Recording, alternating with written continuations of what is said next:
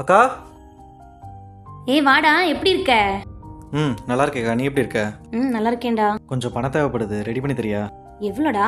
20,000 வேணும்க்கா. சரி, நான் உங்க மாமாட்ட கேட்டு நான் போட்டு விட்றேன். நான் ஒரு 2 நாள் கழிச்சு தரேன். சரிடா, ஒன்றும் பிரச்சனை இல்லை. சரி. ஹலோ. டேய், எனக்கு ஒரு 2000 காசு தான் அனுப்பிச்சுரியா? டேய், நானே காசு இல்லாமல் தான்டா அக்காட்ட போய் ஒரு 20,000 வாங்கினேன். என்னடா சொல்ற? நம்ம கட்டியா? ஆமாடா, நம்ம அக்காட்ட தான். கொடுத்துச்சா? மாமாட்ட கேட்டு ஜிபே பண்ணி விட்டாங்கடா. விட்றா, ஃப்ரெண்ட் யாரா கேட்டு பார்க்குறேன். நான் அப்புறம் கூப்பிட்றேன். சரிடா. அக்கா அக்கா, ஏன்டா இவ்வளோ டென்ஷனாக வந்திருக்க? நான் ஒரு 2000 காசு கிட்ட இல்லைன்னு சொன்னேன். இப்போ 20,000 கேட்டிருக்கான், கொடுத்துருக்க. ஓ, அவனுக்கு வந்து காரு வீடு வேலை எல்லாம் இருக்கனால அவனுக்கெல்லாம் சேர, எனக்கு எதுவுமே இல்லைனால என்னை இறக்காம பார்க்குறியா? டேய், அப்பெல்லாம் இல்லைடா. வேற எப்படிக்கா? வேற எப்படி? சூழ்நிலை எப்பயும் ஒரே மாதிரி இருக்காது.